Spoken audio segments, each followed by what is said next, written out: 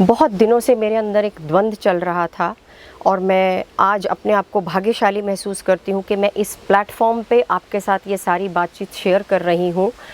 बहुत समय से मेरे अंदर ये तकलीफ़ थी कि जो हमारे ट्रांसजेंडर हैं या किन्नर भाई बहन हैं, उन्हें हमने अपने समाज से बिल्कुल अलग करके रखा है। भगवान ने तो हमारे साथ कभी भी कोई भेदभाव नहीं किया। सूरज की रोशनी, पानी, हवा हम सब में बराबर से बांटा है। फिर हम क्यों उनके साथ भेदभाव करते हैं? बायोलॉजिकली हमारे पास बोलने के लिए दो जेंडर्स हैं, एक लड़का और एक लड़की। लेकिन समाज ने अपने हिसाब से समाज को कई तरह के जेंडर्स में बांट दिया है। पुरुषों को अलग कर दिया, स्त्रियों को अलग कर दिया, ट्रांसजेंडर्स को अलग कर दिया। ट्रांसजेंडर यानी कि जिनका जिस्म पुरुष का है लेकिन मन स्त्री का है। अगर तन से वो स्त्री हैं और मन से वो पुरुष हैं तो उन्हें हम ट्रांसजेंडर का नाम दे देते हैं। पर इसमें पैदा करने वाली माँ का या पैदा होने वाले बच्चे का क्या दोष है? क्यों हम उसे हवाले कर देते हैं किसी तीसरे के, जिनका उनसे कोई रिश्ता नहीं है? लेकिन कहीं ना कहीं वो बच्चा बड़े होकर ये ज़रूर महसूस करता है कि मेरे अपने माँ बाप से तो ये समाज अच्छा है, जिसने मुझे एक घर दिया, जिसने मुझे एक पहचान दी, जिसने मुझे एक माँ बाप दिए, जिसने मुझे आगे बढ़ने का मौका दिया। और माँ बाप होकर हम उन्हें छोड़ देते हैं, माँ बाप होकर हम उन्हें त्याग देते हैं।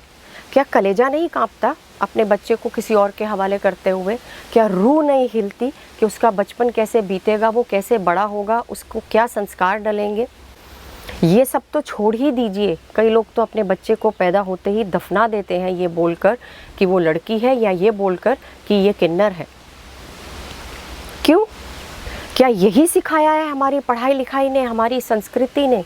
क्या इसी दिन के लिए हम इतनी बड़ी बड़ी डिग्रीज लेते हैं? हमसे अच्छे तो फिर वो किन्नर है ना, जिन्हें हम पढ़ने लिखने का मौका भी नहीं देते, जिन्हें हम नौकरी से भी वर्जित रखते हैं, जिन्हें हम समाज में एक रुतबा भी नहीं देते। कम से कम वो अपने समाज के साथ तो जुड़कर रहते हैं, कम से कम वो उसकी हिम्मत और उसकी ताकत तो बनते हैं। हम में तो इतनी भी गैरत नहीं बची है। क्या कमी है उनमें? क्या उनकी शक्ल सुंदर नहीं है? क्या उनके शरीर में मजबूती नहीं है? क्या उनको ईश्वर ने दिमाग नहीं दिया है? क्या उनकी सोचने समझने की कोई शक्ति कम है? और क्या कभी किसी ने ये जानने की कोशिश की है कि उस बच्चे के अंदर क्या द्वंद्व चल रहा है? उसे तो ये भी नहीं पता चलता है कुछ समय तक कि मैं लड़का हूँ या लड़की हूँ। उसके अपने अंदर कितना बड़ा युद्ध चल रहा होता है कि रूह किसी और की है और शरीर किसी और का है। वो अपने लिए ही समझ नहीं पाता है कि वो अपने आप को कैसे देखे, और अगर वो समझ लेता है तो वो डरता है बताने से। वो नहीं बता सकता है अपने माँ बाप को, क्योंकि उसे लगता है कि उसके माँ बाप उससे छिन जाएंगे, उसके दोस्त उससे छिन जाएंगे। और ये हकीकत है। माँ बाप अपने बच्चे का गला घोंट देते हैं, उसे तीसरे के हवाले कर देते हैं, उससे अपना नाता तोड़ लेते हैं। कहाँ की समझदारी है ये?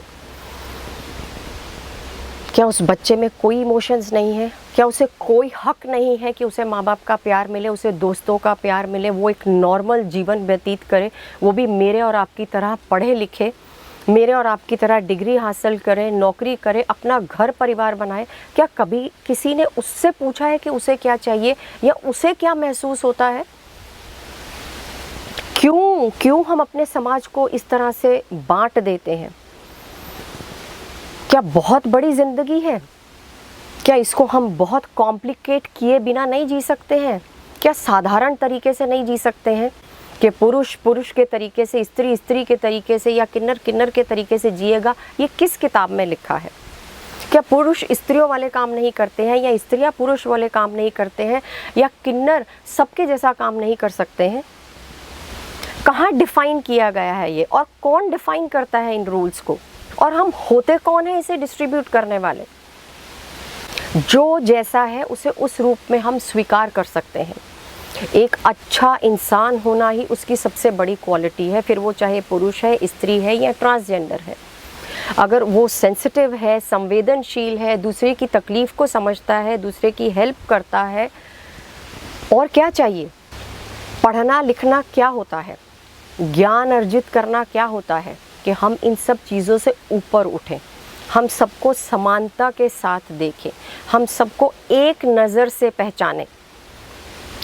उनके कर्मों से और उनके बिहेवियर से और उनके कैरेक्टर से उनकी पहचान बनती है, ना कि उनके जिस्म से उनकी पहचान होती है। इस बात को याद रखिएगा। और अगर आपको ये वीडियो अच्छी लगी है तो इसे शेयर कीजिए। एंड आगे भी आपको बहुत सारे ऐसे ही टॉपिक्स हैं जिससे मैं आपको रूबरू करवाऊंगी। Thank you.